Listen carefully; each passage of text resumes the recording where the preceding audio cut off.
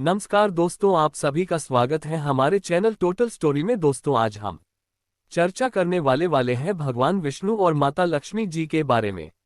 दोस्तों, एक बार की बात है, भगवान विष्णु जी शेषनाग पर बैठे बैठे बोर हो गए और उन्होंने धरती पर घूमने का विचार मन में किया।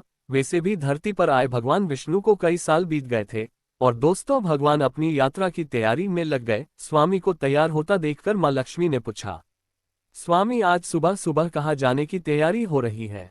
तभी दोस्तों, भगवान विष्णु जी ने कहा, हे लक्ष्मी, आज मुझे धरती लोक पर घूमने का मन कर रहा है तो मैं धरती लोक में घूमने जा रहा हूँ। तो कुछ देर सोचकर माँ लक्ष्मी ने कहा, हे देव, क्या मैं भी आपके साथ चल सकती हूँ?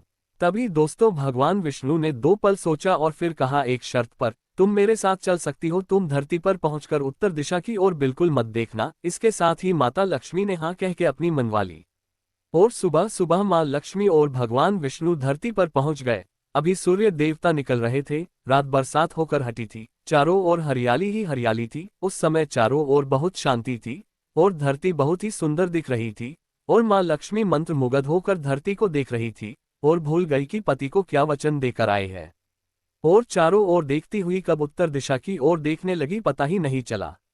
उत्तर दिशा में माँ लक्ष्मी को एक बहुत ही सुंदर बगीचा नजर आया और उस तरफ से भीनी भीनी खुशबू आ रही थी और बहुत ही सुंदर सुंदर फूल खिले थे। यह एक फूलों का खेत था और माँ लक्ष्मी बिना सोचे समझे उस खेत में गई और एक सुंदर सा फूल तोड़ लाए। लेकिन ये क्या, जब माँ लक्ष्मी भगवान विष्णु के पास वापस आए तो भगवान विष्णु की आंखों में आंसू थे और भगवान विष्णु ने माँ लक्ष्मी को कहा कि कभी भी किसी से बिना पूछे किसी का कुछ भी नहीं लेना चाहिए और साथ ही अपना वचन भी याद दिलाया। दोस्तों, तभी माँ लक्ष्मी को अपनी भूल का पता चला तो उन्होंने भगवान विष्णु से इस भूल की माफी मांगी। तो भगवान विष्णु ने कहा कि जो तुमने भूल की है उसकी सजा तो तुम्हें जरूर मिलेगी।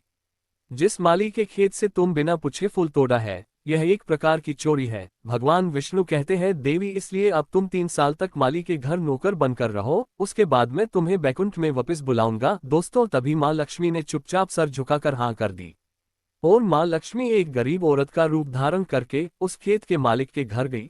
लेकिन वो घर नहीं बल्कि झोपड़ा था। क्या एक झोपड़ा में माँ लक्ष्मी रह सकती थी? दोस्तों, और मालिक का नाम माधव था। माधव की बीवी, 2 बेटे और 3 बेटियां थी। सभी उस छोटे से खेत में काम करके किसी तरह से गुजारा करते थे। माँ लक्ष्मी जब एक साधारण और गरीब औरत बनकर माधव के झोपड़े पर गई तो माधव ने पूछा, बहन, तुम कौन हो और इस समय तुम्हें क्या चाहिए?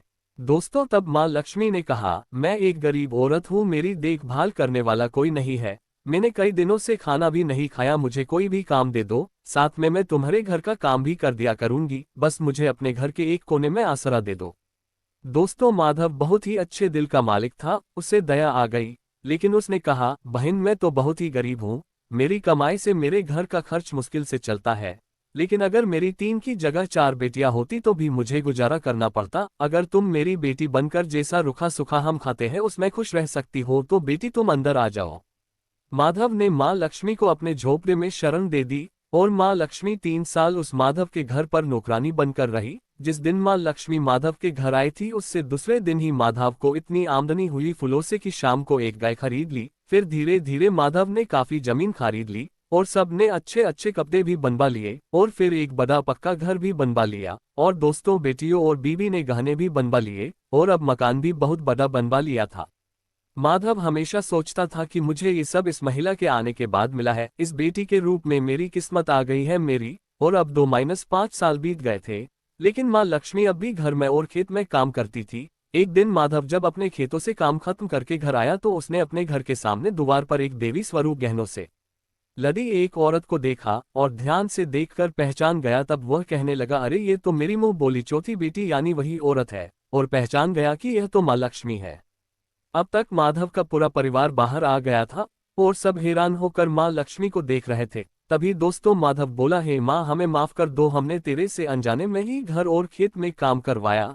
हे माँ, ये कैसा अपराध हो गया, हे माँ, हम सबको माफ कर दे। अब माँ लक्ष्मी मुस्कुराए और बोली, है माधव, तुम बहुत ही अच्छे और दयालु व्यक्ति हो, तुमने मुझे अपनी बेटी की तरह से रखा, अपने परिवार के सदस्य की तरह से रखा।